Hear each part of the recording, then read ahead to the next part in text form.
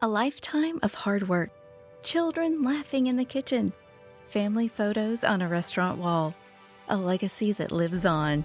It all comes from the power of a conversation, like the one Tommy Hall had with First Horizon Bank about taking over his father's Charleston-based restaurant business.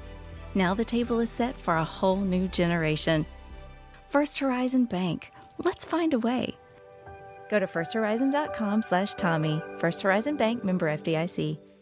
Welcome to the Agrihood. Carnes Crossroads is a new home community with a farm-to-table lifestyle. Just outside of Charleston, here, community is defined by gathering together and our deep connection to nature. Our future farm and amenities are taking root and blooming into something you've always dreamed of in a fun, healthy, and social environment. Come home to the Agrihood, where you can plant roots and thrive. Learn more at carnescrossroads.com. A choice right now, between fear and love. It's just a rock. Out of the dark night of ignorance and into the shining light of truth. Expanding reality. A population of citizens capable of critical thinking. We don't see things as they are, we see them as we are. There's a level of reality where everything dissolves into an ocean of energy. We empower our experience by insisting on our authenticity. That's very profound. Very. Expanding reality. Welcome to the 200th episode of Expanding Reality. On this incredibly special episode, we have featuring Dave Zed in studio, Crrow777, Human Vibration, Dr. Dan Winter, and Elizabeth Donovan. Now, guys, this conversation needs no intro, so we're not going to give it one. Without any further ado, let's get to it. The 200th episode of Expanding Reality. All right, welcoming everybody to the 200th. That's right, I said it. 200th episode of Expanding Reality. This is an incredible, incredible meeting of the most powerful entities we have available to us right now. And I am absolutely grateful for everyone's participation in this. We're going to allow Elizabeth in here on the fly as we're chatting here. So to my right here, we have Dave Zed in studio with us. We have Human Vibration joining us, Dr. Dan Winter, as well as Crrow777. Elizabeth, as I said, is going to be joining us as well. And then we have our cat, Sam, here. Samurai. That's what that's short for. So he'll be joining us as well. I cannot thank you, entities, enough for being here with us. The topic for the 200th episode of Expanding Reality will be, what is real? What is real? That's a deep one, yeah. It's a deep one and remarkably subjective, as we will find out here. So if you don't mind, let's run it around the room. All of you need no introductions, but let's, for shits and gigs, let's just do it anyhow. Now, Human Vibration, it's great to see you. Thank you so much for joining us. And if you don't mind, young lady, introduce yourself. I believe you're on. That's okay. I was muted. Sorry about that. Thank you so much for having me. Human vibration. This is my favorite topic. This is the reality and our experience within it, what it is, how we experience it. Oh God, that is just a topic of endless fascination of mine. So thank you so much for including me in this conversation. I'm pretty much on Twitter as an introduction, Twitter and Insta. I explore this very thing, the subjective nature of reality and all the inputs that we are given over a lifetime, over our whole lifetime, cradle to grave, cognitive conditioning, all melds together to kind of disrupt our understanding of reality and kind of morph it in ways. So this is just a fascinating conversation. I look forward to hearing what everybody else says. Do you want me to go into, once I start talking, it's hard to stop. So we might as well go around with the introduction. Let's do the round with introductions and then we're going to kick it off with you. Is that fair? Sounds great. Okay. As well, we'd like to welcome Elizabeth to our panel as well. Elizabeth, if you don't mind introducing yourself for the audience. Hi. Sure. I've been schooled in electrical engineering and physics, and I did a lot of reading as far as metaphysics and cosmology, that sort of thing. I have a book out. It's now called Quantum Horizons, and it's a lot of it's speculation, but some of it's about suppressed technologies as well, like anti-gravity, free energy, that sort of thing. And then I also evaluate different inventors' devices, and I test them, and I do consultancies for different people, and just troubleshooting things and giving them ideas and helping whenever I can. So that's about it. If I could just say very quickly, Elizabeth is an absolute genius. Just to say, I just want to bring that up first and foremost. Thanks to both Elizabeth and Dan, there's a lot of things that if it wasn't for them, I wouldn't know, have learned many, many things. So Elizabeth is an absolute genius. So I just want to throw that out there. Elizabeth is one of the world's leading electrical engineers in nonlinear physics and longitudinal physics and all that. Well, beyond Grove, this is a surprise guest for me, actually. So thank you. This is a gift from Dave Zed and Dan. Dr. Dan, if you don't mind, Dave. Oh, I'm the host of the Generation Z podcast. I'm just going to leave it at that because I want everyone else to introduce themselves. So, and then to be fair, all the ways to find everyone will be located down in the show description. So absolutely check that out. Crrow777, if you don't mind, sir. Hi, I'm Crow. Excuse me. Everyone calls me Crow. You can find my work exclusively at Crrow777radio.com. I bailed from social media for obvious reasons years ago. I do have social media accounts, but they all just point to my website where we maintain free speech. Absolutely. It's outstanding. Thank you so much again for joining us, brother. Dr. Dan Winter, nice to meet you and see you. And thank you again for joining us, sir. For the audience, not too familiar, brother. Hi, I'm Dan Winter. Most of you know me, fractalfield.com, fractalu.com. All of my work is based on the implosion and centripetal forces in what's called the fractal field, literally. And the technologies, Therify.net, plasma tech in 25 countries, flameandmind.com, implosive brainwave biofeedback, theimploder.com, implosion in water and related technologies. My fifth new book just released, plankfire.com, PLANCK, PHIRE, plankfire.com, is based on the simple premise that charge collapse is the cause of gravity, consciousness, and all negentropic forces, including life force itself. And this is behind all of the technologies we speak of, including what we're doing with Dave, which has to do with implosion into longitudinal arrays and the physics of gravity technologies, and fun stuff I think we're about to talk about. And if I may say one, before we continue on, Dan is also a genius in his own right and in his own field as well. So, and I really do mean that. So in other words, this, I would personally put them right up, both Elizabeth and Dan right up there with people like Max Planck and Albert Einstein, but that's just me. So. Beyond, actually, those were building blocks for you, sir, because you're far more intuitive and unbound. And I appreciate that. And that's why you're here. HV, we had started kicking off on something here and we pulled back in to introduce everyone. So please rise like the Phoenix. Turn loose, darling. So reality, I think my favorite quote on reality is from The Truman Show, where Christoph states so bluntly and perfectly that we accept the reality of the world with which we are presented. It's as simple as that. We are shown a version of reality and told it is true and told it is real.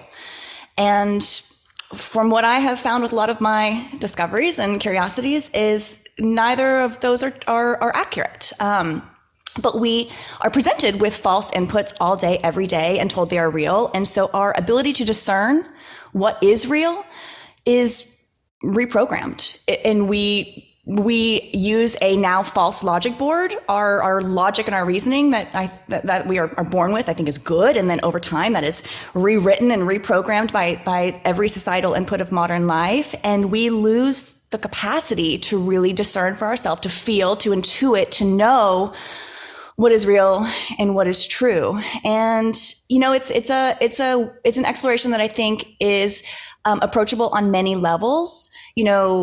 Even on some of like the kind of the ground floor. Right now there's a tsunami of AI, of generative and just these extraordinarily robust neural network systems, generative AI that can present us anything we wish to see. And I think that that has always existed. The capacity for this type of technology has always been there. The foundation has always been there, and the application and the practice, whether or not we were aware of it, is a whole other conversation. But I do think it's really interesting that we are now living in the time where it is at the forefront of what is real and what is unreal. And, I don't have the answer to what is reality with a capital R. A lot of speculation, but I do know that here on the ground level, from where I stand, the news is not real. Even down to the weather reports, like it's all projections, and it's all programming that we take in, and we accept it. We just accept everything that we are told. And I'm using we as like the we as in humanity. Everyone in this group I know has a lot more ability to discern, but as a collective, I do believe we struggle ultimately with being able to know what is true. And I think that's the biggest deception, and I like to say whoever they is, their most powerful and practical tool is deception. Deception is the biggest weapon that we are up against, and we encounter it all day, every day, in ways, small and enormous. And everything, even down to the human body. We don't even know how our body works. We don't know how, we can't explain, we can't explain the processes to which we exist within. How are we supposed to explain or understand the processes that are outside of us as well? It's just really interesting. I can't wait to hear. I'm going to stop talking because you guys can go search human vibration on reality. I talk about it all the time, but I'm here to learn today. So I can't wait to hear what everybody else says. Outstanding. Thank you. I'm good in terms of with respects to what reality is in that regard. Well, this is interesting because this is where usually Dan, Elizabeth, and myself tend to kind of bounce off of each other. So if I may, actually, I'd like to hand my time over to Dan, if that's all right. Yeah, I mean, this is just an open forum as well. It's not an interview per se. Let's just absolutely go for it. If you're intuitively called to say something, please feel free to step in. And absolutely, and you're not censored in any way here. Everybody know that. If I may say as well, Dan, if there's anything perhaps that not to put you on the spot, if there's anything that you would perhaps like to present or anything of that sort, I would very kindly encourage it, only because that implosion to Planck point seems to substantiate much of what everyone is trying to understand here. And I think that that's something we can touch upon. So I'd like to hand my time to Dan. And actually, ahead of a presentation, Crow, if you don't mind commenting before we get into the presentation, is that okay?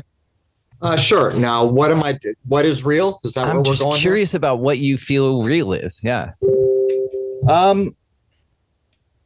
That is a very broad question, and it is clear that we live in an illusory place. But what is real? Love is real. Compassion is real. Our ability to detect that we're living in an illusory place is real. I always say that there is no lie in nature, but how we perceive that can also be illusory. I liked that HV brought up Christoph. Our ability to detect that what Christoph is telling us is not true is real. The whole AI thing is going to open up the illusory world that we live in. It's almost magical. And when you consider the things that we've already known, like consider the wisdom of the crowd or the law of large numbers, and then you begin to comprehend what AI is actually going to be able to pull off, it reminds me of what was written in the 1950s in the Dune series, where they briefly mention a thing called a Butlerian jihad.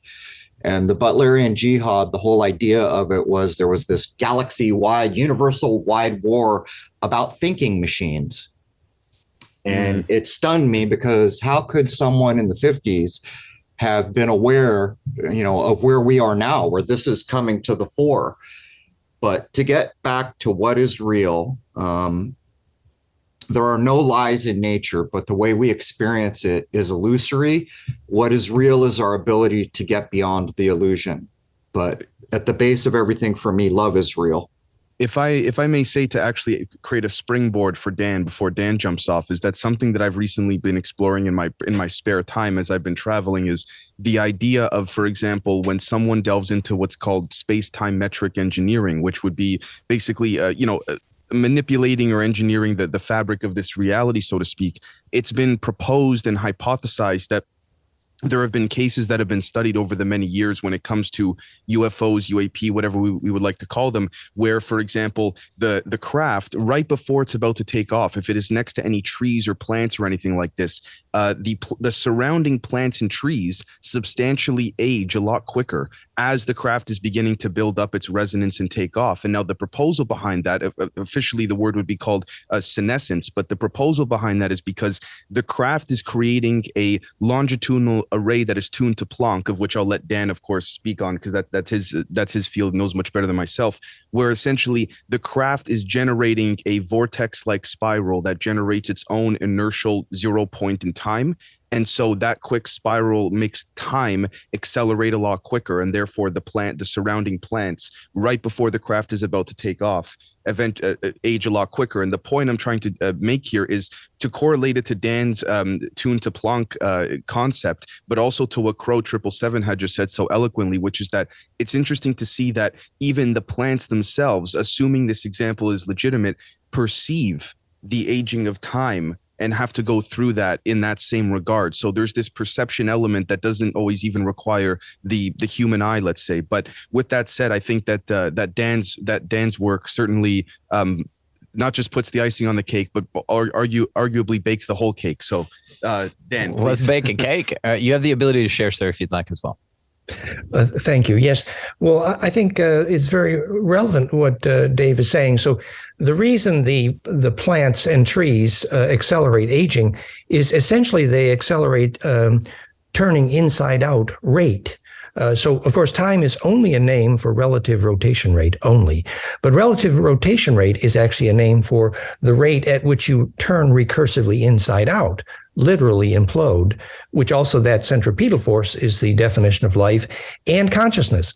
And that, I think, sets a beautiful context for this conversation of what is real. Why is what is real happening inside you more real than what's happening inside AI? And there's a very specific answer to that. And the answer is that living plasma will never turn inside out recursively and have a soul inside an artificial machine. It cannot happen. What we're calling a soul is the implosive turning inside out of living plasma that touches recursively that Planck-tuned central point, literally the longitudinal array, sometimes called the collective unconscious. And the ability to touch that point requires literally grounding, which is phase locked to Planck by fractality. And so getting grounded literally makes your life real. Like, are you in phase with Planck and Schumann? And if you're in a metal building full of electrosmog, you're probably not, which means quite literally you're less real. And so what Gurdjieff, famous book, Life is Real Only Then When I Am, it actually points to the definition of self-awareness biblically, Esher, which is I am that I am. And what that means, it means literally the ability to turn inside out, implode recursively. And with that, I would do the share screen. So my book, plankfire.com, PLANCKPHIRE, takes this physics, which is called charge collapse. Agreeably, everyone agrees charge collapse is the cause of gravity and the cause of consciousness. I, for the first time, have defined the cause of charge collapse, therefore the cause of gravity and consciousness, which is implosion by golden ratio multiples times Planck. And basically, then we describe consciousness and turning inside out. And the visual we like to use to teach that is the recursive turning inside out, obviously, that happens inside your mind when you implode and have bliss. And that recursive turning inside out in I am that I am creates a point of consumed perspective, literally grounding or phase lock at the turn inside out point, which not only is that the consumed perspective point, but it's literally the point at which you enter, for example, a stargate. So to understand how we make that connection to reality, ray resonance, is the phase lock to Planck called grounding. All grounding is access to fractality for electricians and psychologists. And if we measure that cascade that enables that implosion to Planck in brain waves, you have a golden ratio cascade here in blue and an octave cascade in pink. And that defines the moment when the young people see without their eyes. And they say a vortex opened inside their head and they can see through it. It's an eyeball. And that is awareness. That is grounding. And that is what will never happen inside AI. And then if you take that literally measurably to higher amplitude, the same brainwave cascade here in Jean-Charles Moyen, seconds before he bilocated with many witnesses, documented multiple times, the physics of his bilocation was measured with the same golden ratio plus octave cascade, which is literally a set of tensors, harmonic tensors in the brainwave, looks like this.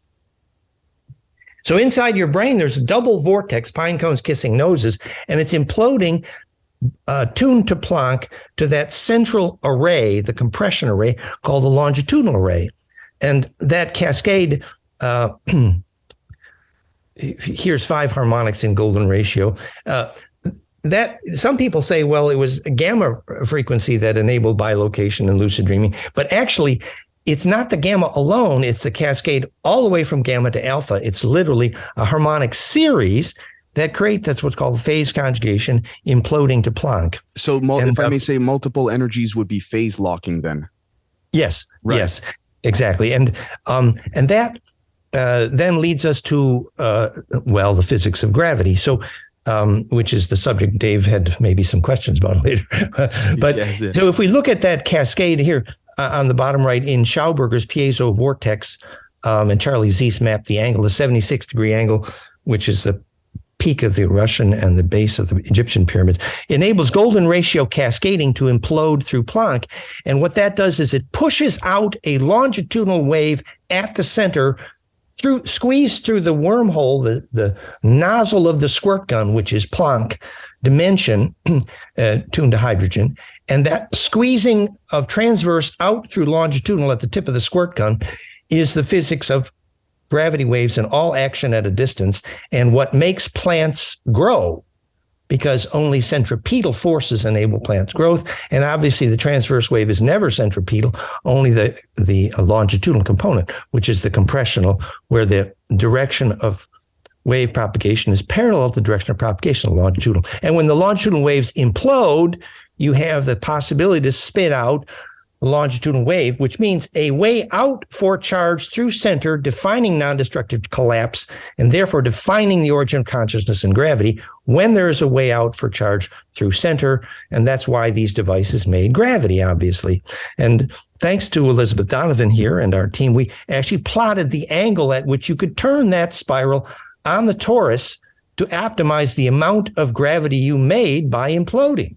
So it's not a coincidence that. Sorry, if I may say very quickly, if I may say, for those that are more interested in looking into Dan's work further, this can all be substantiated by a handful of individuals in the past, especially people like, for example, Richard Feynman, who had discussed that, for example, and I believe Elizabeth would agree here, and Dan as well, that the del cross operator or the dot nabla symbol would enable for the tensor metric to start to turn and become nonlinear. So that's what it. Yes. It's the screwing down the squirt gun. The final thought in that series was that's why Tom Bearden called that longitudinal interferometry, which he proved by equation is what gravity waves are made of. And the reason plants grow, the longitudinal interferometry, is also the physics of all action at a distance. You embed in that array the physics of how Jean-Charles bilocated with many witnesses. We measured the brainwave signature, and the entrance embedding in that array is the only definition of reality. I'm done. My God. Well, that was Dan, thank you so much. That was incredible. Brandon, Yep. So let's tie it to how we perceive. Let's tie it to what is actionable in the understandings that we just got that are fascinating, man, and blowing my mind in all ways, because now it's tying to gravity. Now it's tying to UFOs. Now it ties to everything, which is reality. And this is what you talk about with the phenomena, that it's all connected. You discover that, you discover time travel, interdimension. It's all there because it's everything. And the I am that I am perfectly surmises what you're limited to is what you're capable of. And so you remove limitations with understandings and awarenesses and conversations like this, which is what lights me up to no other. So let's talk about combining this understanding with the way that we perceive reality. So Elizabeth, can you bridge the gap between what we just understood and some examples in our everyday life that we can see? Oh, Elizabeth, I think you're muted. Yeah. You're just going off over there, and we're like, okay. So, going back to the aging of the trees, that's kind of interesting too, because time flow is also a longitudinal wave phenomenon. So if you start tampering with that, you can also tamper with the flow of time. So that's another thing. So if the craft is not so much a spacecraft as something traveling in both space and time, or primarily in time, and I did a chapter on that, practical time travel. That was an interesting exercise. But anyway, what it comes down to is that when the craft begins accelerating, then you're going to see a redshifting phenomena going on. So it'll just keep going redshifting until it just disappears, but it's still there.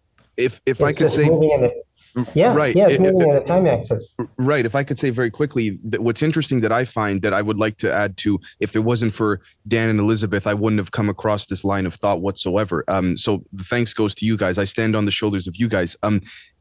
If you look, for example, at the human DNA strand, they talk about how there's the red strand and the blue strand. I find it very interesting and peculiar that the same way that they say there's a blue shift and or a red shift with the craft, it makes me think that there's that the gravity waves that are emitting from the craft are not only longitudinal, but they propagate in the same vortex-like array, in the same spiral-like fashion that our DNA is comprised of. So the gravity wave would be perhaps, I'm oversimplifying here, but a nuts and bolts version of something that we already have in our DNA. And that's the thing, is that there are a lot of examples of what's called the cavity structure effect here, where insects, bees shouldn't be able to fly the way that they do. Barvinikov, absolutely. Yeah. Flew that thing around, but it looked like something different to everyone who was zooming over with this thing. Right. So it seems accessible in nature, which again, nature is true. Like Crrow said, no flaws in nature. Crrow, have you heard of this guy, Dr. Barvinikov, this Russian scientist that taped a bunch of, I'm going to reduce the hell out of it, but taped a bunch of bug wings together and flew around like a UFO? I don't think I am. Cavity structure effect. It's fat. The physics is actually surprisingly simple, and it builds nicely on what is Elizabeth Donovan's excellent book, originally called Glimpses of Epiphany, and now has a new title, a version at fractalfield.com/propulsion, thanks to Elizabeth Donovan here. But in that book, primarily, he deals with the double helix of a quartz helix in what was called a Koski-Frost device, which made 800 times its own weight in gravity. The point was that it was a phase conjugate pump wave, which is that golden ratio cascade, exactly what the Schumann harmonic infrasound is. And when you put that phase conjugate pump wave on that helix, obviously the metaphor of your DNA becoming a gravity maker, but the simplest way, remember the cavity effect of Grebennikov is essentially a super dielectric in the presence of the hummer of the low frequency sound of that insect, actually. Now, the simplest way to think about that is to understand the physics of how the pyramids are a global wireless power grid, and were very functional in that regard. And they were called the Hummer, originally by the Arcturians. And the reason is because the piezo pyramid, also some super dielectric, like Grebennikov's insect skeleton, super dielectric.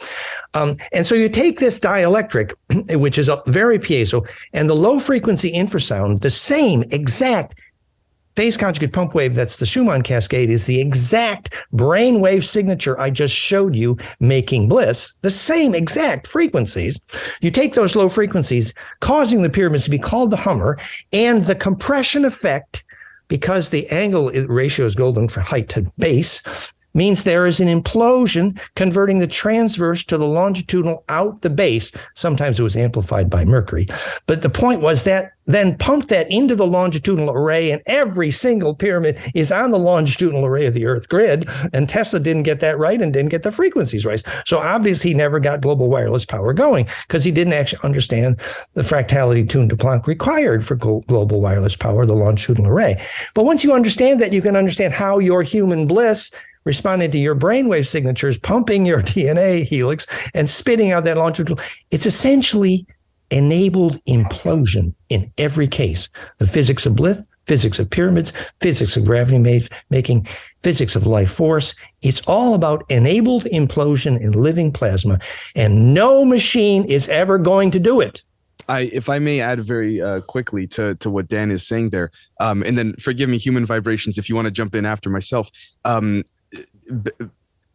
In addition, or to add to what Dan is saying, not in replacement to, but to add, one can make a strong argument that everything Dan just described there is also how a child is birthed, or how when two humans come together, there's the birthing of a child. And it's interesting because it speaks to me, and I'm sure to many others here, of the concept of topology, for example. And topology would speak to enabling a higher dimension, if we will, and that quote unquote higher dimension would only be possible via what's called the z-axis, or the longitudinal array. And what's interesting is that it's when we think of, for example, electric permittivity in physics of the ether or the vacuum as the divine masculine, and we think of magnetic permeability as the divine feminine. It's interesting that when in a nuts and bolts regard, when those vectors are theoretically summed to zero, there is then that implosion, and it gives this idea, or it gives notion to this idea or credence that gravity may be the birth child of electricity and magnetism coming together in a particular condition. So, and it's interesting. You could make that very specific when you plot the point of max pressure in the birth canal, right, and the breath.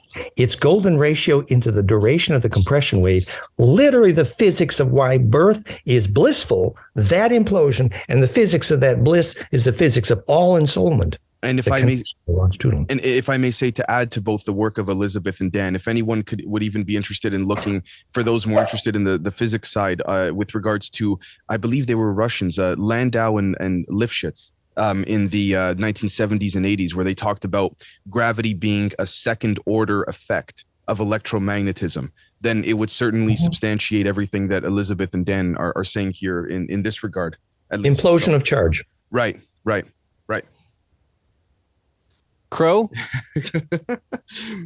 I'm trying to keep up here. I'm finding a lot of it very, very interesting. I kind of tuned in when he started talking about the non-destructive collapse and about implosions.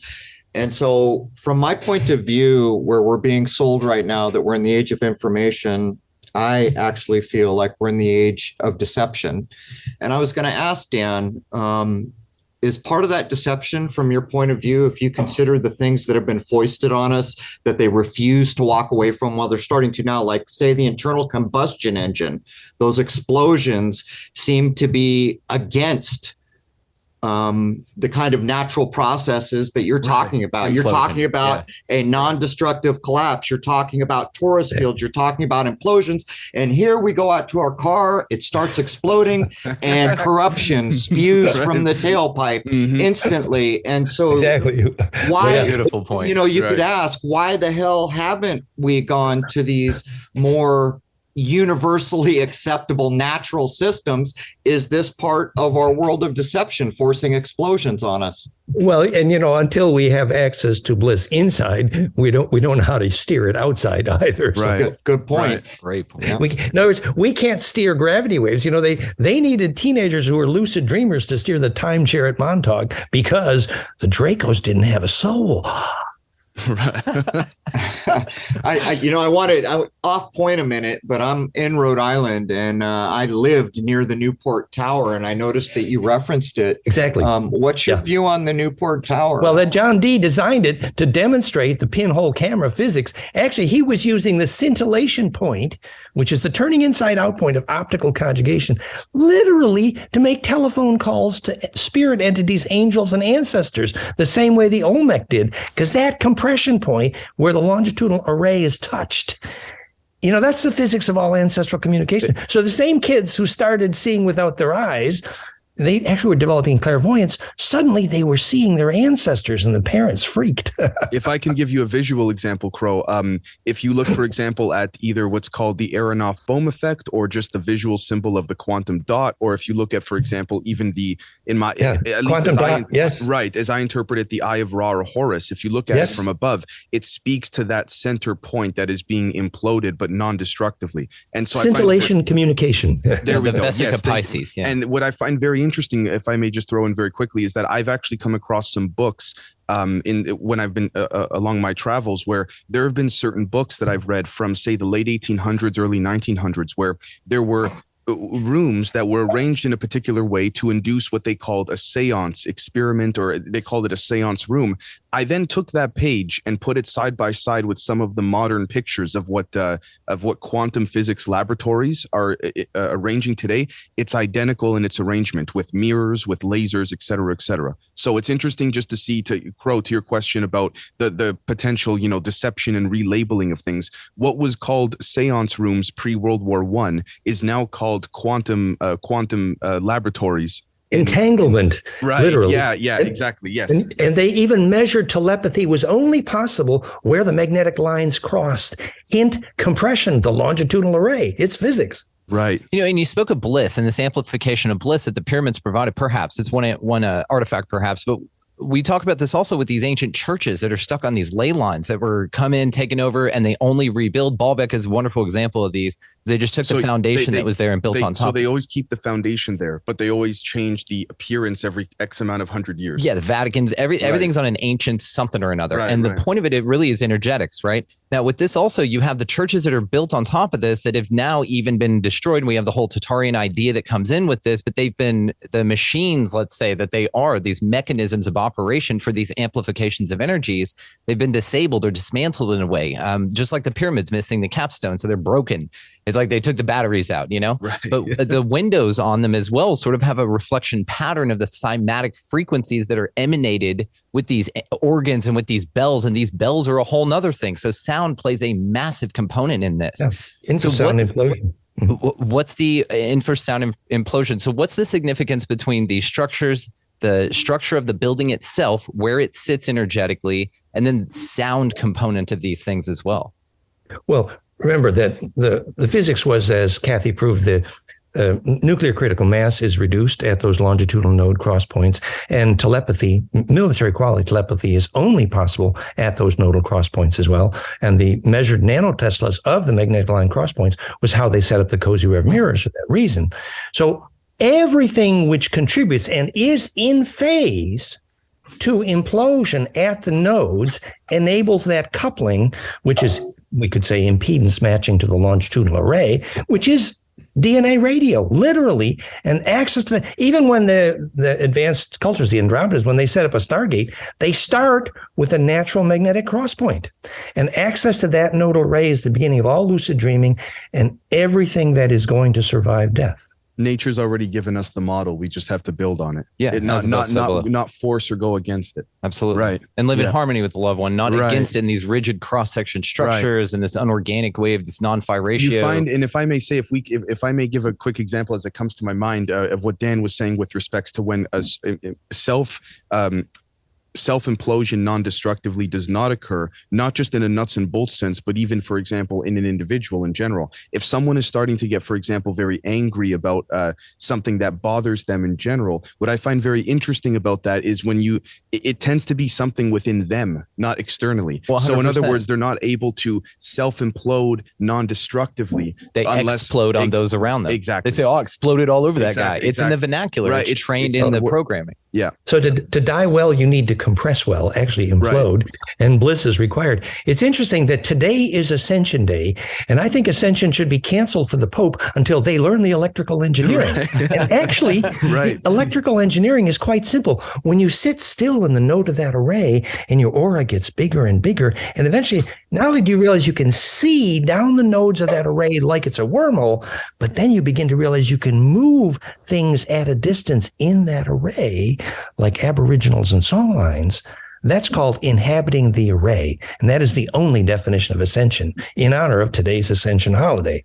And inhabiting the array would just basically be to see it as what it is and to be able to see your role in it.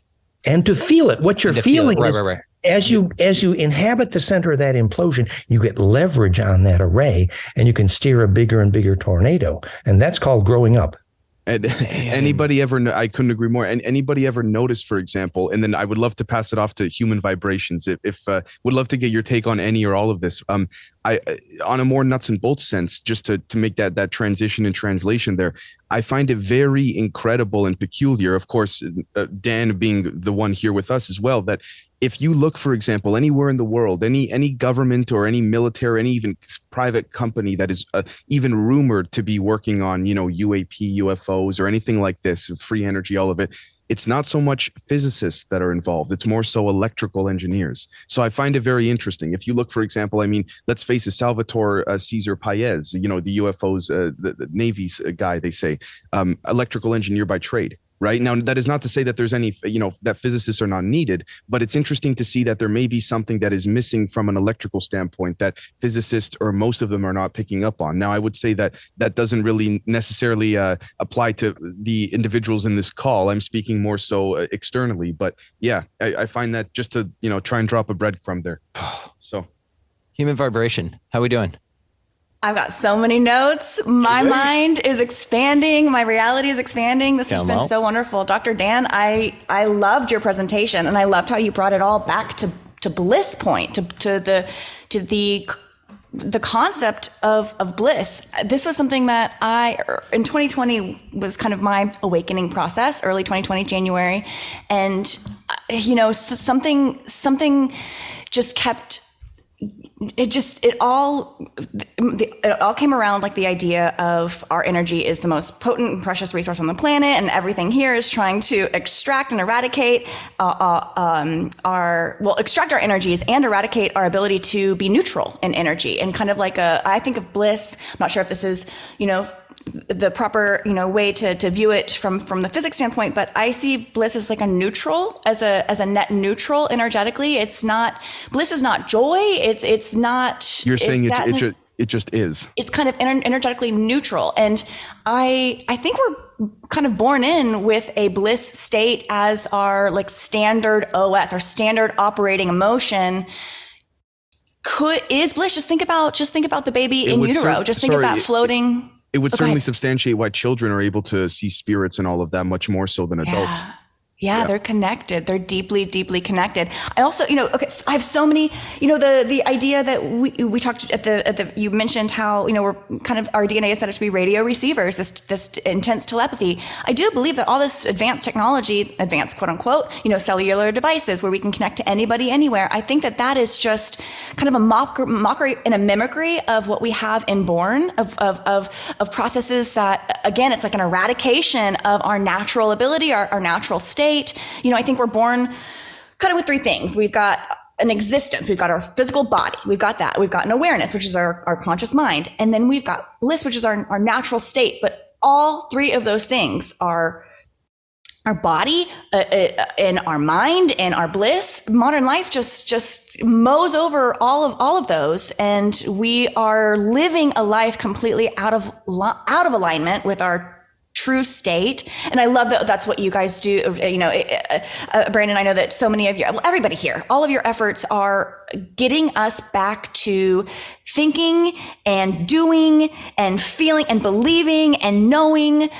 HV, can I just say very quickly, can I just add to what you're saying there? Basically, this is my interpretation, just to be clear, but when people use, say, for example, the term love and light, and they say, for example, well, they don't necessarily agree with that. Well, I personally very kindly disagree with that perspective. And the reason is because, in my opinion, love can at the core of it, at the ground state of it, we can equivalate love to gravity and light to photons. So, right. I mean, it's interesting that on internal, for example, documents that have been leaked over the years and all of that, it's been a lot of certain terms have been used, for example, like gravitophotons or graviphotons or things like this. So I find it, let me just say, HV, that I fundamentally and absolutely agree with what you're saying. There's a direct correlation that merges the physical with the non-physical, the world of the very small with the very large. I think that in my opinion, you're right on the money. So. And our very word love, long wave phi ratio or perfect embedding, that implosion, and that compression success is the preceding element that enables the charge radiance named bliss.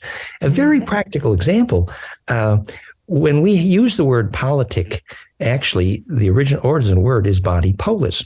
Now, a beehive cannot swarm without royal blood present because there's nothing to navigate. And the royal blood is actually literally the bliss component, because when you have bliss, you have literally the body of plasma coherence, the ba from the ka, called body polis, which is the only element that enables collective navigation. In other words, without bliss, there is no politics, literally. In other words, the function of government is to enable humans to implode enough to have the bliss that makes their aura cocoon collectively navigable, the only definition of politics. Therefore, the function of politics is to teach humans the physics of how to have bliss process. Otherwise, there is no immune health, and there functionally is no soul, and there's nothing that gets immortal. In other words, if you can't teach your child how to have a bliss process, you do not only do you not have culture, you have no way to teach the origin of immune health and anything to get through death. Bliss process is being knocked off of equilibrium to some anything, and then being able to right yourself mentally, emotionally, physically, and come back to center. That's a bliss process. Is that a really reductive way to describe it? The fusion of charge at center will be self-sorting. For, 6 months after my Kundalini, I did nothing but cry. I was sorting. Right. Every emotion that you ever had that was not shareable. Great way to get ready to die, for example. God, I think that happened when my dog, man, I think we share this. Actually, you may have just answered a huge thing for me, and thank you. Could you do me a favor? Could you pin just our screen for a moment? I'd like to show something on the paper here for everybody. Sure. So, and this is completely substantiating what the Crow, what HV, what Dan is saying, what Elizabeth is saying, all of it. So if we look, for example, we're taught in science or in physics or you name it, that there's only the X and Y, we could say vectors or coordinates on a Cartesian plane, or axes, if you will.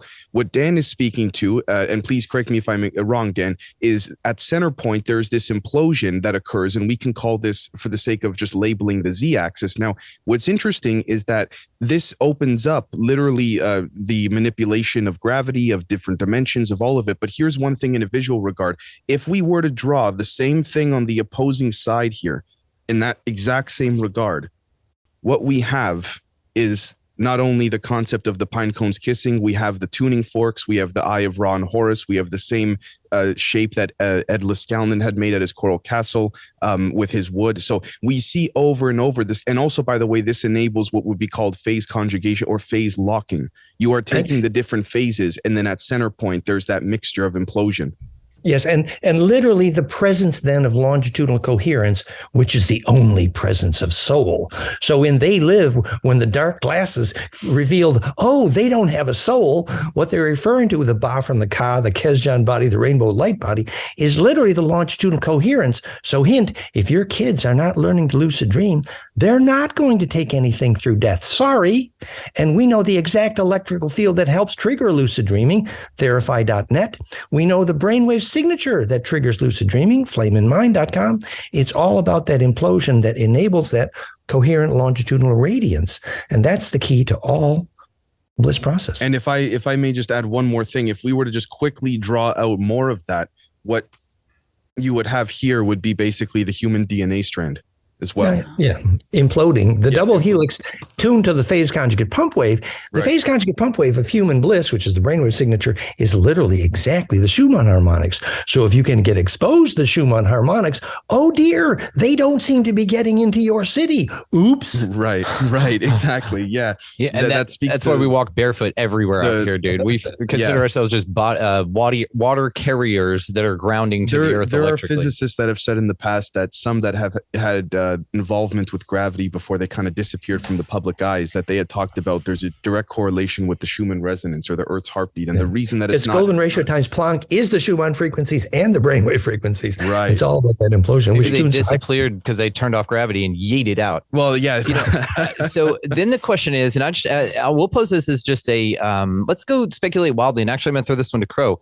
If then now knowing what we know about the Schumann resonance and this planet and this place or our importance on this area, what is with the narrative to get us off planet and this idea that we can go somewhere else and this stirring us all up to get excited about it? Because now what we're hearing is that perhaps we need contact with Gaia just to exist and for reality to be a thing. It sounds like any time off of Gaia would then degrade our reality. Is that very quickly? It's been known that astronauts, when they go up into space or whatever, it's a different debate, if you will, but they bring with them a little box. where it is emitting the Schumann resonance, because clearly there's some type of resonant phase locking, as we've been discussing, that needs to be at least somewhat within proximity of them if they're not close to the heart of Mother Earth, if we would like to call it that. Do you think this is what the little bags that the Sumerians were carrying perhaps was? A frequency generator from their home planet, maybe? Anything history, I don't speculate, because the possibilities... Sitchin said that was the ME stone, the May stone of the Sumerian, from which we get the word measurement, Mayasa Uru. Actually, that was a Sumerian computer disk. But as a crystal, it's related to what's called the toy stone or fire crystal, which is as close as it comes to Elizabeth Donovan's Koski Frost crystal. This is why I don't speculate on history, because there's others that know far better than me. I just focus on the physics. So I like speculating all day. I don't care. Crow, what are your thoughts on this off-planet narrative? I'm not buying everything that I've done in my personal experience and my half a decade behind a telescope. We're tuned here, and I currently accept that it's not possible to take physical things like lucid dreaming, a meditator. Maybe those people are leaving this space, but I don't think you take your tennis shoes with you. Right. That's where I'm at. Right. And so when we begin to see, part of it is being able, you get to a point where you can see through the narratives that we're being given. Like, I mean, we've got a rover on Mars, right? The Chinese just landed on the moon. Well, no, they didn't. And when you look at what's true about the things we've been told, what's true is none of it's true. And when you begin to see that, you begin to see why. At this point, I accept that the sun is a lens. And I suspect, and I am less certain, actually, certain is probably the wrong word. It is definitely the wrong word. I am less accepting of my perception that the moon may well be better described as a reflection. But I am as confident as I can be that describing the sun as a lens is at least on the right path. And interestingly enough, some of the people that I have met just by dint of doing what I do, people who I would have never met in my regular life away from what I do, are in positions in high places, and they actually tell one another that the sun is a lens. I was recently informed. And It is well known among shaman that the heart of the sun is experienced as an eyeball and an organ of perception, literally Anu, and how Osiris inhabited. The heart of the sun is, in fact, not hot. And the reason it's an eyeball is because it's the most implosive and conjugate plasma in the solar system. So every advanced shaman knows that only inhabiting the heart of the sun is the way in or out of here. That's absolutely true. And it is an eyeball. And every ancient religion is a sun god religion for that reason. And the Anu, which is the geometry of how clairvoyants saw the heart of the sun, 7 spins, 5 spins, is actually literally this structure and the exact symmetry of the human heart and the heart of hydrogen. For that reason, it is pure implosive charge collapse and therefore an eyeball. Very true. So, it's true. You haven't grown up until you've inhabited the eye of the sun. It's absolutely literally the truth. So there's another thing I would point out, which is the flaw of our times, that the era of deception, and Dan just hit on it. The sun is not hot.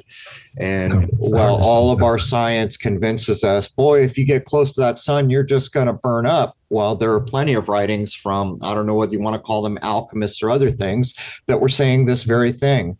And then why are the mountaintops covered with snow? Well, science has an answer for that. Why does it get colder the higher up you go? Well, science has an answer for that. And it's part of this grand deception. But here's a question. We just did an episode on generations. Why would anyone over 100 years ago have spent so much resources and time to be working towards the world takeover that we see, that they think is coming to fruition now, when they're not going to be alive to see it?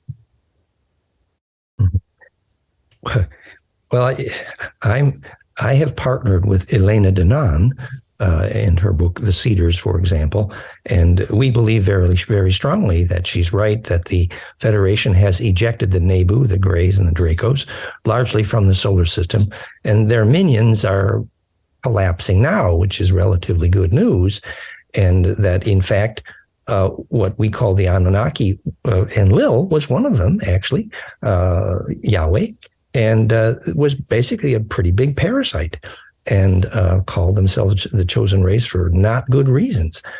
It was literally a genetic engineering agenda. But the bigger picture is that Enki, Ea, for whom Earth was named, has returned. He's outside of Ganymede and has a very specific agenda called Adam Kadmon, which is the restoration, you could say, the genetic recipe for the possibility of bliss. The reason that Lucifer and Moses had horns was that Kundalini enabled the plasma projection of the ventricle liquids, the physics of Kundalini, the charged radiance, which is ensouling.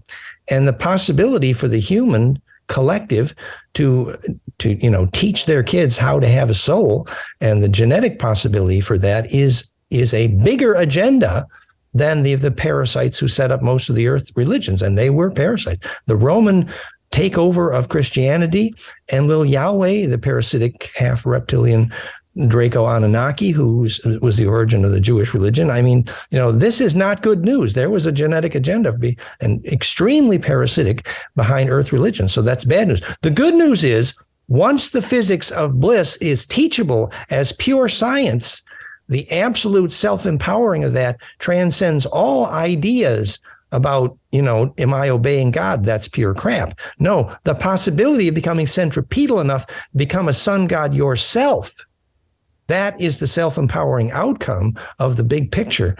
And yes, there's lots of ETs here and involved, and all of them are involved in keeping us free enough from those parasites long enough to learn that simple lesson.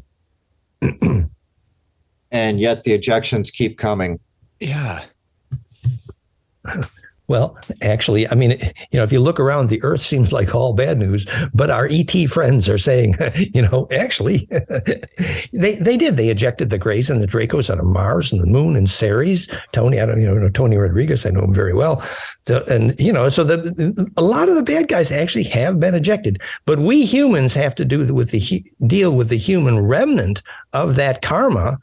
And the moment we are self-empowered enough to realize that actually, if you can teach your kids how to have bliss process, the origins of all possibility of ensoulment, not only is that the only definition of culture, it's the only definition of immune health and immortality.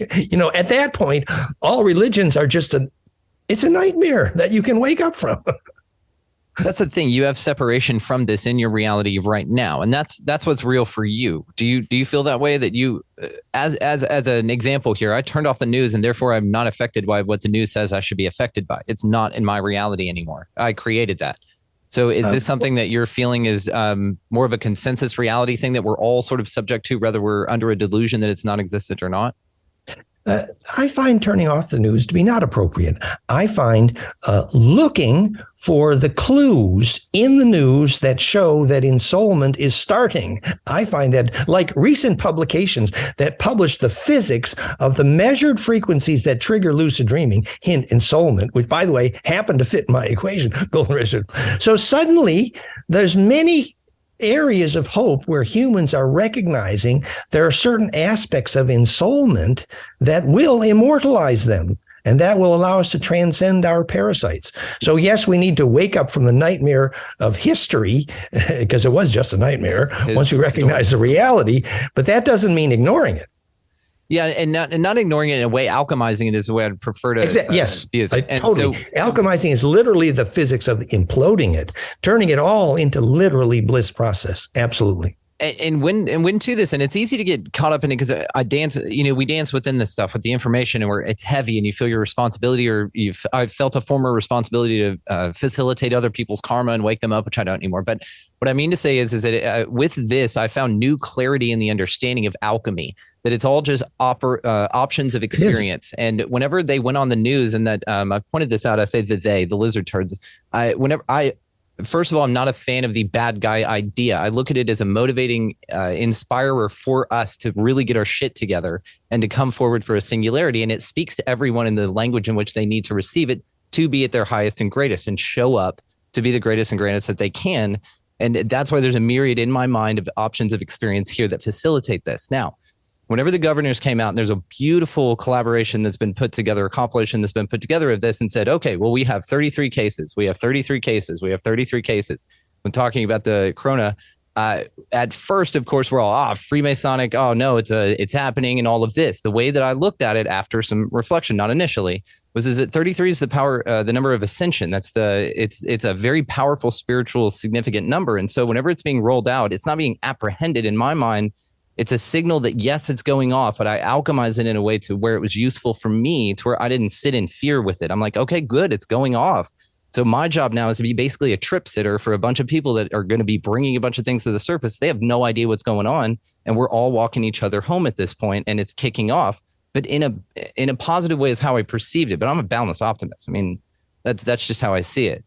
Well, in a practical biological level, if we had the first clue of what a soul is, and it's measurable in the coherence of the aura, not to mention the longitudinal coherence, so you can measure when the aura becomes detached, literally dissociated from the center of the body after vaccination, for example. So once you know what ensoulment is and can teach your kids that, then you will be able to make biological decisions intelligently. Until then, there's no possibility of medical intelligence because they don't know what a soul is. Even in terms of genetic engineering, it doesn't mean that genetic engineering is evil. No, it means that if you don't know what the hell a soul is, keep your hands off the DNA braid.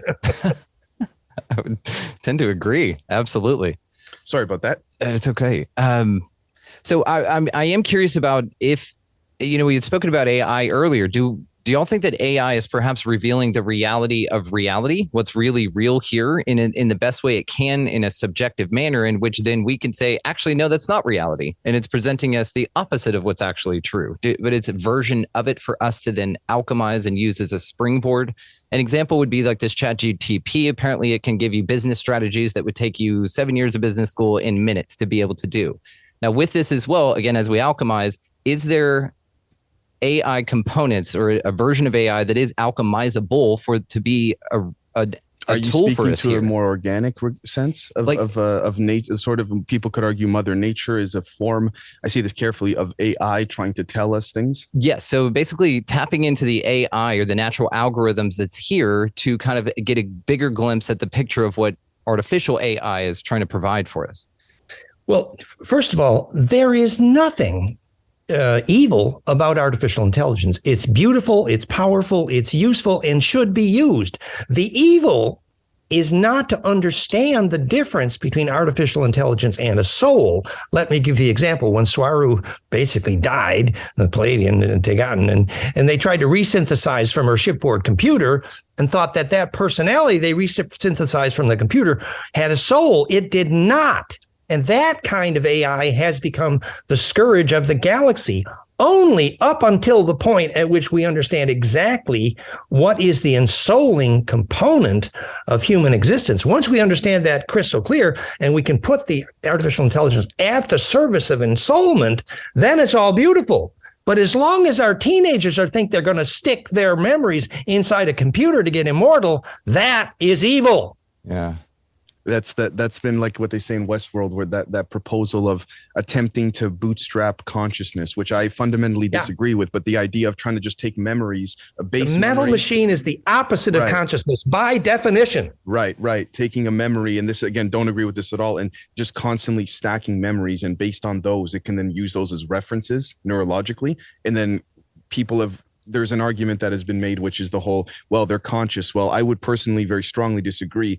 Sentient, maybe, but conscious, I would say far from. It's bullshit. Until our teenagers know what soul is, they're going to be confused. They are. Now, I'm just curious because I've heard this argument brought up that the components that we would utilize to build a machine are all from Gaia. They're from here, essentially. So they're technically organic in a way. They're from this place and therefore carry the Schumann resonance. Is there anything to this? I'm just asking. The very word machination, the CH is from the Hebrew chem, alchem, the origin of the term alchemy, which means access to a black hole. Well, guess what? You cannot access a black hole in a metal machine because the dielectric is wrong. Hello, and ain't never going to have a soul in that damn machine. Mm-hmm. So as long as we make the soul in living plasma and use our machines to help us, it's fine. But if we don't know what a soul is, our kids are going to get lost real quick. If I may ask very quickly, and I would just love to integrate a question that one of my members had for you, Dan, which is, this one is from Kat, but speaking since we're on the subject, Kat would like to know what unique role cranial sacred fluid plays, if you could speak on its nature and function. Oh, it's beautiful. So the low frequencies of the spine liquid pump, called the tidals, it's a profound, beautiful infrasound cascade tuned to the heart rate variability, HRV, and the breath.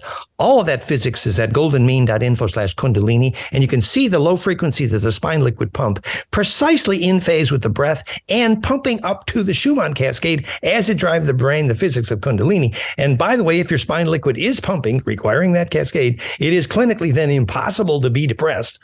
So spine liquid pump physics is everything, because it is the platform upon which bliss is based and which Kundalini is based. That's why Moses had horns. And this is how consciousness can get consolidated, so it can then be passed into a crystal or other medium using breath and compression.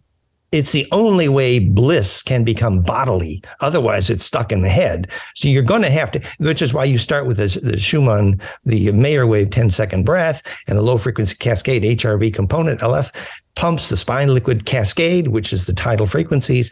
And that's all the yoga of the origin of Kundalini and the spine liquid pump. And it's a beautiful physics of introduction to the physics of bliss. It's perfect. When you say tidal wave, the same, so tight. The term tidal is used in the sacrocranial literature up ledger in Florida, who proved that it was clinically impossible to be depressed if your spine liquid is pumping. And the only way that spine liquid pump is if it's in phase with the Schumann cascade. You know, when one person touches the fascia and they insert their attention into the child's body, and their spine liquid pump then comes into phase, and they're then healed because someone touched them and inserted centripetal force.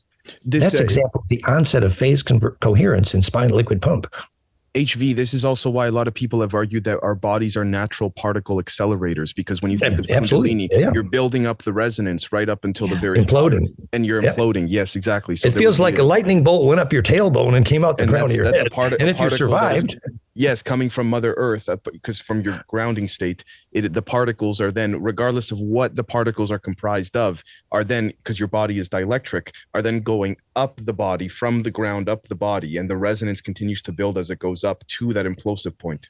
And it feels like you're inhabiting a lightning bolt, literally. Dude, I've heard horror stories. I mean, horror stories like they're much like yours. It can kill you, or I heard people die. Both. But if you remain centered and grounded enough, the acceleration of mentation rate is why I can talk fast. 30 years of intense Kundalini, and we have the most advanced courses on the biophysics of Kundalini on the planet. But just like in the movie Powder, if you can inhabit that lightning bolt like Daniel Brinkley did, everyone he touched, he had a flash of every intense emotion of their life, because his DNA became a superconductor. Because when you zap it with low amperage lightning at the moment of crystallization, just like a gold monofilament. So it's a beautiful introduction to bliss physics. Where do you stand on the human as a robot? I think we have a language issue. We see robots as hunks of metal with wires all through them. But if you compare, we're skinned just like a computer casing is skinned. We have internal wiring. Well, some have said organic containers. Some have like a bioorganic robotics. But when the feedback loop becomes recursive, like, in the Princeton Noosphere experiment, they measured when 3,000 people died on 9/11. That longitudinal propagation, they don't understand that was a longitudinal array. But by the way, no mechanical robot felt that. No. Right. What's with the random number generators that detected that? Because it's a Josephson junction, and they don't realize it's capacitive coupling to the longitudinal array. They're idiots. So there's a gradients in basically magnetic induction that pairs. Well, it's a Josephson junction which couples by capacitive coupling to the longitudinal array. What happened on 9/11? What happened? The Princeton Noosphere experiment famously measured the random number generators had a huge glitch on 9/11. Well, in fact, that was a longitudinal propagation because souls died. And the ability to pick that up generally doesn't happen in a machine. No, it happens in a living. Would a mass energetic event, anything whether or not souls died, but regardless of the souls that died, the response globally is a lot more than 3,000 people. So let's say a global billion responses. Is that what is shifting, making a shift? Is that what is influencing more so than the 3,000 souls? So regardless of the 3,000 souls, they shifted before the connection event to the array, so that those who had the ability to feel the force be with you, and no metal machine is going to feel the force be with you. Luke Skywalker knew that. He was right. He had to go to nature to get that. So That's the raising the dead. Right. So you'd have to basically, what would be happening as well would be a temporal anomaly as well with the number generators, because you'd be tapping that Z-axis. Of course, there's a temporal, which is you can build a machine without metal, you know. Well, no, but the issue is the recursion that enables that connection to that presence. There are lots of beautifully advanced intelligences that don't look human. That ain't the issue. And many humans are recursive. Many humans live a completely recursive life with many humans on loops and loops and loops. But many humans, most humans probably are not in touch with their soul, actually. So are they robots? Well, they're in danger of becoming robots, yes. And a good clue is those who can lucid dream, those almost for sure are developing connection to soul. Shit, what? I don't dream at all. Like, I've talked about this, and if I do, I don't really remember them. So what's up with that, Dr. Dan? Am I a robot? Am I an NPC? Well, in other words, if you gave yourself time and space, the exercises for lucid dreaming, there are frequencies, infrasound for lucid dreaming, and there is plasma for lucid dreaming. It's a well-known physics. In fact, the frequencies for teaching lucid dreaming, the lucid dreaming site at therapy.net, our plasma tech in 25 countries has a lucid dreaming site there because we trigger lucid dreaming regularly. All it means is that your aura has begun to spit out longitudinal EMF coherently, and that you're beginning to inhabit the array. And that is critical for ensoulment. It's absolutely true. So connection, it's probably the only real indicator you have if you're going to take memory at death. Shit. That also explains why gravity is a second order derivative from electromagnetism, because what you're doing is I thought, well, it's second order in the sense that the electromagnetism is the charge. Right. The charge acceleration is a second order effect, and that's named gravity. And that's why basically you'd have a sort of a locking in and a phase locking, because by definition you in the vortex. And that's also what a Josephson junction would be as well, as Dan had mentioned earlier. It's a capacitive coupler. Exactly. The capacitive node can couple with a longitudinal component if there's coherence massively. Okay, but I'm gonna have a tough time giving up the fact that when I feel like I go to sleep, I'm a super awesome space ninja on the other side, and I wipe my memory every time I wake up, so I don't remember. Well, I recommend studying lucid dreaming literature, and the physics is very instructive. The first time he went and the lucid dreaming, he could see his lover and not smell her. But the second time, what was the difference in that coherence you took with you into the array? If I may also ask as well, since we're on this topic, this is a question from Kevin for Dan. What product did Dr. Dan Winter have Jean-Charles Moyen use to test his brainwave activity, and where can we get it? Can this be used for training one's energy and biofeedback? Flameinmind.com. Awesome. Thank you. And all this stuff's going to be linked down below. All these things, guys. Crow, it's a brainwave spectrum analyzer, and when you go golden ratio, that implosion is present, and that's the physics of bliss, and it's literally a flame in the mind. Quick question. Sorry, yeah. Crow, do you lucid dream? Sorry, I'm muted. Yes, I have. What are your thoughts on that process? Was it something you engaged in, or like surprised you, if you don't mind me asking? It happened before I ever had an idea of working towards things or meditating or any of these things that became important to me later in life. As a matter of fact, I didn't really comprehend until later when I look back. But there are places. You had some indigenous blood? I am adopted, and I am told that I am half German and half Greek, if that's what you're referring generally, to. If ancestors walk the same magnetic line for thousands of years, the DNA is more phase coherent, called soul, and you get more leverage on the array. No, I've heard this about how you can use an astronomical chart or something, your human design or something, to tell where you're supposed to live. Well, if it's fractal, it'd be scalable. So you can. Well, it's called abraxas. The term is abraxas point, which is why Aboriginals do not leave their place of birth. That's right. Because the title deed to the land over which they have control of the dreaming is actually how they steer the storms. Yeah, and the Hopi did this as well. They felt that life Sure, continued because of the dances that they did and the sights that exactly that z-axis, then for example, in this reality, say just one of these diamonds would be the reality in which they were born in, and they would want that to be the case because although it cannot be experienced or observed, there's that longitudinal axis that is always present. The longitudinal array is the dreaming track, is the song line. Yes, that's the third strand of DNA. When Auntie Lorraine died, the storm went thousands of miles because that magnetic line was the family pet. Yeah. Yeah. Wow. Yeah. So it's literally, notice how it comes back to the same principles. Whether you crunch the numbers, whether you explore it spiritually, it comes back to the same concepts always. There's no other way around it. It's a magnetic blood. Right. And that's your z-axis, which people have proposed the third strand of DNA is actually dielectric, comprised of copper. It's the implosive component. Right. Right. In which is very nano. It cannot be seen by the human eye, but it can be seen with quantum detectors. Well, actually, when the kids go into bliss, then they can see their ancestors. They can see. Yeah, I've seen these kids wearing these masks and like stacking blocks and picking cards. Exactly. And the same kids suddenly are talking to their ancestors and the parents freak. It's wonderful. Longitudinal physics is clairvoyance. Now, is this an environmental thing or an us thing ability to comprehend this? And then like the children are just coming through more aware of these things, or is this something environmental that's caused the change, or both? Well, kids who have access to nature have an advantage here, but the old trick was actually to go into the measurable EEG bliss state that enables kids to see with other eyes. The trick was imagine yourself in beautiful nature and your body flips a switch and gets fractal and implodes. Damn, that's why, man, we're out here in the country. And so we're grounding constantly, walking barefoot all over the place, just enjoying the fact that butterflies exist. And we feel wonderful. Like maybe this is like the bliss process. No, right on. Y'all are all welcome to come out here, by the way. You could come spend some time out I'm here. taking you up on that soon. Yeah, I gotta come see that labyrinth you were talking about. Dude, Dave, you had more questions, so should we let's if that's okay, if I just throw in a couple more. This is from a good friend of mine and member, Brian. Let's see here. What would seem to be the best way to amplify the seemingly small output of a Casimir device? Perhaps some type of Hertzian increase in the spectrum, or the Casimir effect is a very low power effect. Although if the two surfaces that are almost touching are very large, that very low power could become usable.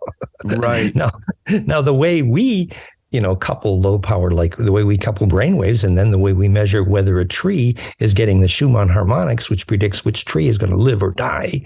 We use capacitive coupling, basically. Right. And sorry, one last one. Might one view this superposition of 3D space, 3D time, and 3D gravity at the point of Planck fire during the brief Planck time interval to be, in fact, maybe the Big Bang, which starts with a kiss? The Big Bang is only a name for the propagation of Planck. So the fact that Planck has propagated is the only evidence. And there's no evidence for a Big Bang. There's only evidence for Planck. And Planck was necessary because gravity waves are not shareable otherwise. So the only charge distribution that enabled gravity was the fact that Planck is the same for 1 million light years in all direction. So the Big Bang is crap and dark matter is crap, but Planck is real, actually. And what we're calling ascension is the name for the fact when additional axes of charge spin symmetry are superposed, which shows up in the power spectrum, which is the only definition of going to the next dimension, as in human bliss. How does Planck relate to Planck, the smallest unit of measurement? If I could, sure, to give a visual example, HV, it is of my interpretation, thanks to Dan and Elizabeth and others, that basically, well, mainly Dan and Elizabeth, that helped me formulate this, that if we think of, for example, this pad right over here of paper, say anything and everything above here is considered physical and everything below here is non-physical. So this would be Planck by definition. So this would be the threshold or border, if you will, that merges the physical with the non-physical. So propagation into the longitudinal, it happens at Planck's threshold specifically. It is the unit of both length and time into which every wave physics has ever measured divides evenly. It is the musical key signal. Eyeball, is the point where light meets our eye, is that a Planck? Well, actually, the scintillation point where the phase conjugate optics implodes and converges, that is Planck. And that is where DNA radio starts and where ancestor communication is enabled. Planck is the ultimate DNA radio. Absolutely. I'm not saying this is what is, but if I may say, HV, to give you one final example, if we think of this pad as Planck as the doorway between say the ether, the non-physical, and then the physical up top. Think of, for example, when one has an idea for to start a business. The idea, as Plato had said as well, starts in the non-physical, and then as you up top work to make it happen, it goes through the Planck threshold and then becomes physical. It's actually Planck times multiples of phi, called Phi cycle. Is that where the two cones, Physical. the physical and Phi non-physical? cycle. Yes. I love that. Phi cycle. They always hide it in the words. Is this where the two pine cones kissing? Is that the physical and non-physical meeting at Planck? By definition. It's where they kiss. Is precisely Planck as example in the center of hydrogen. You take Planck times Golden ratio, you get the radii of hydrogen, and that's the reason hydrogen makes gravity. And when you tune that to water and then DNA, you get soul. So it's much more of a densities thing then, perhaps. It is buoyancy and density. It is the point of wave agreement, the resonance that defines reality. Yep. That's I mean, and that's basically one more thing on lucid dreaming though. Like what I've experienced a couple of times in my life, and what I'm most impressed by and amazed by in the process is how physical everything feels. For whatever reason, my first inclination, the moment I realize that I am lucid, the moment I realize, oh, I'm in a dream. And it doesn't happen all the time. It's once in a blue moon sort of thing for me, but it's happened multiple times. But every single time I look around and I try to touch something and I go, oh my God, this wall feels like wall. It feels like on my hand, the ridges, the textural, the sensory experience, the physicality of it. I go, this is as real as anything I've ever felt in my real life. I have that sensation right away. What you're calling real, that density, is the resistance to change of position, called inertia, the only definition of mass. And the reason you're feeling it, when you look at your hand, and that's how you trigger lucid dreaming, you start the do loop of implosive compression and you become more dense. So that's the reason you can lucid dream, is because you became centripetal and you got leverage on that array. But the fact that you have that experience is a very good sign. I usually wake up pretty soon after that, and I do try. Very cool. And I try to start a journal, wake other people up. Like I've also noticed that I try to not wake up, but I try to, like, anybody passing me and they're just kind of like amorphous. I see them coming, but then they kind of disappear. Good work. I always try to stop them and go, hey, this is a dream. Can't you see that we're in a dream right now? But they and eventually luciddreamteam.com form a team, and eventually you'll go through the heart of the sun together. Wow. I did love the sun as a lens. Exactly. As a lens idea. I did think that was a very implosive good way to put lens, it. Yeah. It's a squirt gun into the heart of the galaxy, literally. This explains when people speak about lucid dreaming and then heading into the lens of the sun. Exactly. Yep. Right. Yeah. Carry Mother Nature's silver seed to a new home in the sun. It's the only way in or out of here. So you're stuck in a small kindergarten a long way from downtown until... There's been some leaked footage that's gone online of from, say, 10, 15 years ago, where there's been just raw data files of what satellites in space have shown to be allegedly craft going in and out of the sun. So it would make perfect sense. It would make perfect sense. Sun cruisers. Right. Yeah, and without going into all the details, on my end, the physics and the calculations and the equations, as Dan and I talk about privately, substantiate that. But that's just where I stand on that. So when are we building this thing and going through the sun? If your ET arrived in heavy metal, they came from the wrong side of the tracks. But if they arrive through the heart of the sun, you should talk to them. Right. So is this something we're capable of building? Yeah. Well, we're capable of building a lucid dreaming cocoon, a pod, a Ba from the Ka, a Kesjan, a rainbow light body that goes through the heart of the sun. Osiris had to inhabit the sun for more than regulating the timing of the flooding of the Nile. There was more to it. And by the way, that was Enki. And that's stronger than anything physical. That's literally, if we go back to that example of taking from the immaterial into the material, there would just basically be there would need to be enough of us in coherence or in for example, phase locking in order for that to occur. So then the what we call what a lot of people call nonsensical or imaginary ends up going from the imaginary state into the physical, and it beats anything that would actually be metal or anything solid here. Crow, I'll cut you off, please. I've actually acquired a really big hydrogen alpha solar telescope, and I'm aiming to begin doing with the sun what I did with the moon. But I was going to suggest to you, you don't dream, go get organic raw honey and take a big spoonful before you go to sleep. You'll dream your butt off. Yeah. I think I was interviewing an Aboriginal woman named Munya, and she said, "My dear, how do you think you got the cliche sweet dreams?" Apparently the Aborigines knew all about it, and here I thought I was so clever with my honey trick. But in a way, I feel like we've kind of sidestepped a crucial component of where we are right now. There are people with bad intent, backed by whatever you want to feel it's negative, whatever it's backed by. I can't speak to grays, I can't speak to aliens, but I can speak to what's going on. They're going for the whole enchilada, and they're trying to kneecap as many as they can along the way. The people who fell for their shots, all the deaths that we've seen, they're nonsensical science, their linear histories, their systems that require you to register everything. But right now we're at a crossroad.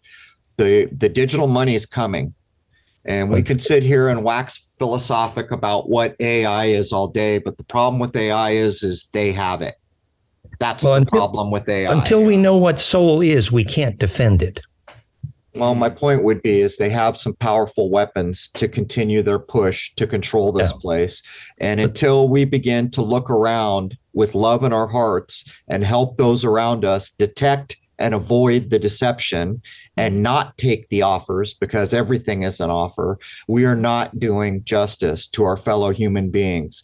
If we jump off the ship because we can swim and we leave the others behind who need life preservers, then we deserve to drown just like they will.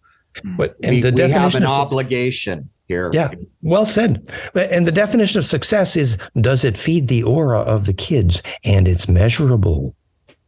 The kids aren't going to have an aura if they're inoculated, if they're turned into slaves, if they're glued to digital gaming systems, if they never go outside, if we make videos about Generation Z making fun of them because how idiotic they are.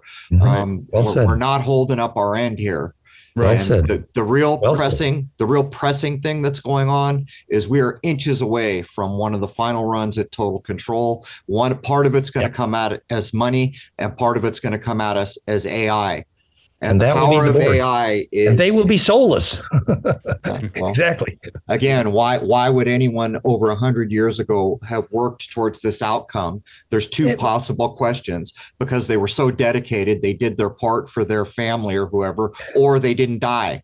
There's two possible answers there. These parasites there's thousands of planets with a similar problem. This is an archetype, and we get to enjoy that resistance because that's precisely what makes the soul rewarding. We needed that resistance. Let's not complain. Let's enjoy it. That's how I look at it as well. I don't bear the burden that Crow does. And we thank you for it, man, because you're doing a hell of a job. If we'd send anyone into the trenches, it'd be you, because you've stood up and stood for it. And this is where I've gotten with my own place with it as well. It got too heavy for me. Now, call me a coward in that respect. I got to a point where my service could be better done with those that were on the side that didn't need to be scared out of it, and that I could ease into this. But there's absolutely a much higher percentage of the sect of folks that need to be woken up that you provide that service for. Because as the Da Vinci quote is something that really, really tethers me to this idea, is that there are three classes of people: those who can see when shown, and those who just can't fucking see. And so it's the ones that can't fucking see are the ones that our discernment is necessary, in my mind, to be able to delineate the uses of energy on our part, and to focus on those that can see and prop them up as well, and bring them with us to show those who can be shown when shown, who can see when shown. What I would add to that is I consider what's going on like a great winnowing. There are going to be plenty of people who can't be shown, who aren't going to make it. And that's just the facts. When you go out into a field of deer, you are looking at a number of deer that will be dead next week because nature will take them. And that's just the facts. That's the truth of nature. But to live the example, to try to instill common sense, to try to make people realize what they were granted with their life in this place is really the game that's being taken away. You've been convinced that you have been given nothing. You've been convinced that every lie that you've ever heard is true. And you've been convinced that humans aren't that special. And by definition, you're the same thing they're saying for you to not believe in is fueling the thing that is densifying us, for lack of a better word. And the minute you can touch your own bliss, you have the cure. You can go back to that every time. So if you can enable to touch your own bliss, then the radio's hooked up and nothing can stop it. That's why I teach the kids to have bliss. If a powerful organization spends all its time blocking the ability for people to recognize there is even bliss, then the amount of bliss that gets touched becomes negligible, which is where we are now. That's true. I find that the more challenging it is to discover, the more greater the discovery. And so therefore the amplification of bliss, even though it's a lower in percentage, has a higher amplitude because it was sought in a hero's journey, sort of. I like it. How I view it. I like it. Pro, I like that you brought it back to the purpose, the reality. There is something true and pure about what the topic of conversation is what is reality, you know, and the one thing that we can all agree on is that we are being tricked. We are being manipulated. We are being lied to. We are being conned all day, every day about everything. I wrote down one thing, just the internal combustion engine, as simple as that. We humans have to interact with automobiles. It's the way of modern life. And what does an automobile do? The standard automobile that we typically interact with, not talking about Teslas and hybrids, which is another con because anyway, we'll get into that later. Yeah. But there is an energetic trickery happening where we believe that this is how things are fueled. This is the only way it's done. And it's not. It's the human heart is driven by something else. Correct. It's absolutely ridiculous that today we are still powering our vehicles with what we are told to be is dinosaur goo, which is another lie. It is an absolute onion of deception. The main thing is that human beings are special, and we have been treated as if we are not, and we've been trained to treat each other as if we are not. Yeah. And until we break that cycle, and until you can make time to help someone you don't even like, we're going to be in dire straits. And right now we are a hair's breadth from the next big ploy here.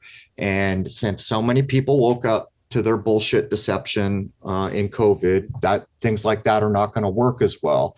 But what that implies is that they're going to be willing to Mad Max us. They control the systems. They control the food delivery. They control many, many, many things. But what they don't control is our ability to accept their offers. Right. And common sense and treating one another decently and having a concern and recognizing the truth that nature provides us and the fact that we are not growing up, but we can grow up, will allow us to combat what's going on. 50, 60 years from now, all created things are going to see their end. This is no different. But who wants to be slaved out for 100 years or whatever it might be, 50 years? Nobody does. And how much loss of life and how damaged will DNA strands be and how far will the infertility go that's been going on since the 70s? It's time where we need to focus on what's important here.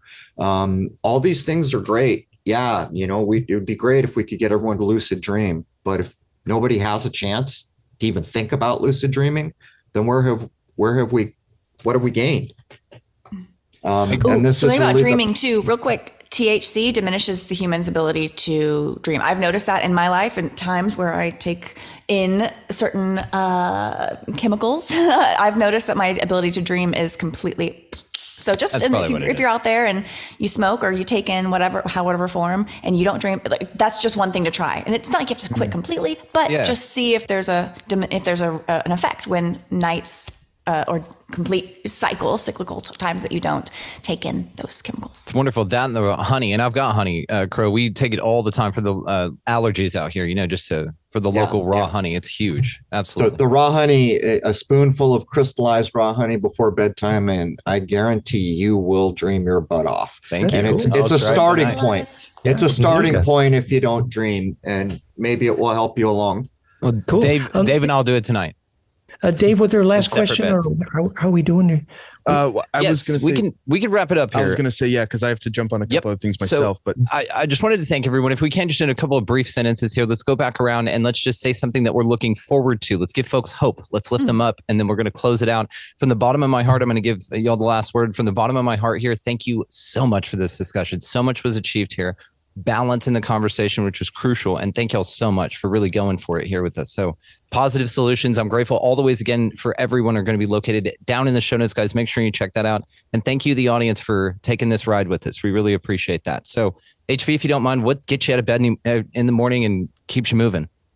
I really do think that there is an awakening happening. To kind of piggyback off what Crow said, there needs to be, there's a few people that can see, and there's a few people that are aware of this, but the vast majority of people aren't even aware that they're being tricked and lied to on that. It's important that more and more see, and I think that our capacity to comprehend and recognize the deception is growing, and I see it all the time. I see it in my DMs alone. It's just, I see people asking questions that potentially have never been asked before by themselves or as a collective. We are beginning to question in a way that I think is new, I think is radical, and that really gets me out of bed in the morning to know that I am not just shouting into a vacuum with absolutely no effect, that these ways of seeing the world, this new lens that I have found for myself and that I kind of share, really allows us to see the world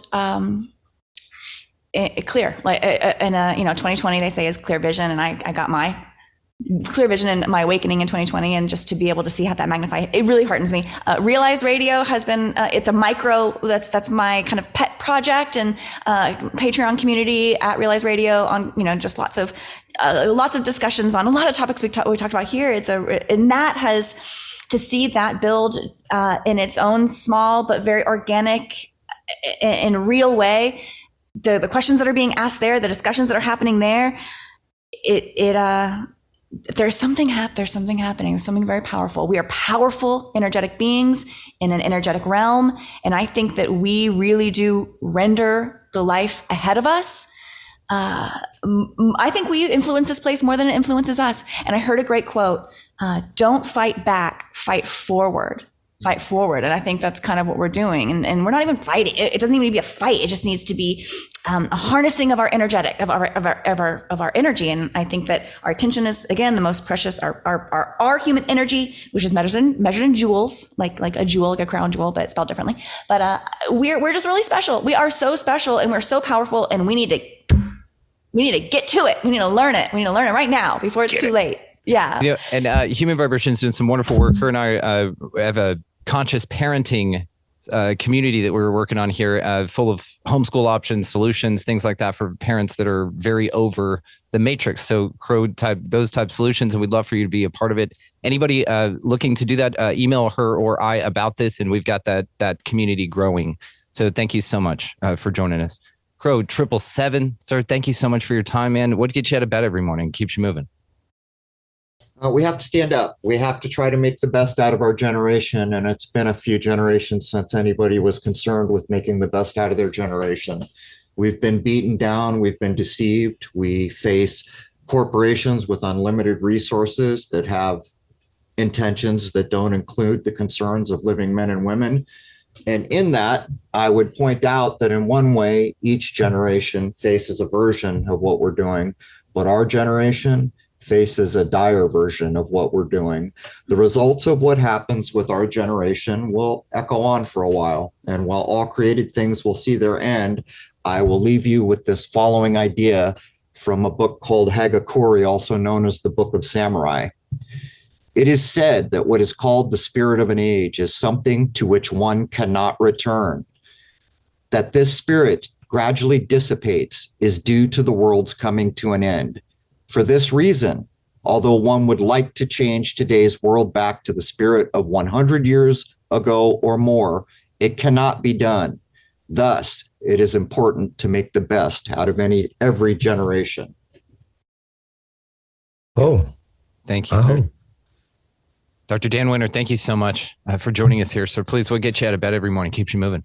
Keeps that smile on your face. Look at that. Yeah, actually, I'm currently a little bit excited that I think that as soon as people wake up to one simple understanding, which is why objects fall to the ground. If you take the new equation for hydrogen, it looks like a rose. So the reason hydrogen makes gravity is that implosion. Now, once you learn why objects fall to the ground, hint, Einstein didn't, NASA didn't, Stephen Hawking did not have a clue. But once you learn why objects fall to the ground, then you can learn why life force exists. You can learn why bliss exists. You can learn why soul exists. You can learn why immortality exists. You can learn why action at a distance exists. All of that is possible just after you figured out why objects fall to the ground. The top-down view of hydrogen as a rose. It's called plankfire.com. So learn why objects fall to the ground, and suddenly everything is open to you. You are empowered because you can inhabit the array. That excites me. That's awesome and empowering. So let's do it. That's our committed goal. Let's learn why do objects fall to the ground. That's the question for the next one, and we're really going to dissect it. Dave, give us the last word if you don't mind and sign us off for this, the 200th episode. And again, thank you all for listening, for being here, and for participating. What gets me out of bed in the morning? Heart, and that others have it. That's it. Yeah. Nice. That's it. Because then yeah. Standing on the shoulders of what everyone else said here as well too. So for me, it would just be Generation Z, ZED on YouTube, Apple Podcasts, Spotify, Podbean, and of course patreon.com/Generation Z, where we have similar type discussions, except not always with as fantastic of a panel in our member side and all of that. So I would just leave it at that. And Dave is leading quite a team. It's wonderful. To be divulged in the future. Right. Absolutely incredible. Just want to thank those titans of insight for joining us for this conversation for the 200th episode of Expanding Reality. All the ways to find our participants, as well as any links that they desire to be included, are going to be included down below in the show description. So make sure that you follow down there to find out more about these incredible people. Just want to, again, say personally from the bottom of my heart to them, as well as all of you, for this 200th episode and getting here. Thank you all so much. Now, moving forward, a lot of big changes going to occur, all of them exciting and wonderful. To find out more about that, check the show description down there that reads expandingrealitypodcast.com, and don't be left out on any of the details. Now, that's all we have for this one, guys. So we're just going to keep it nice and short and sweet on this. All of our affiliate links and everything else are always located down in the show description. Help yourself to those. Beyond anything else, though, go out into this incredibly beautiful and mysterious place, and y'all pick up a piece of litter. Be nice to everybody that you come across, please and thank you. Go ahead and get out of that left-hand lane if you've got someone behind you wanting to pass. And, of course, beyond anything else and above all, go out into this beautifully mysterious and amazing place, whatever the fuck this thing is, guys, and y'all just be good to one another. Thank you so much for watching, listening, engaging, participating, creating, and just being the coolest sons of bitches ever. We'll see you next time.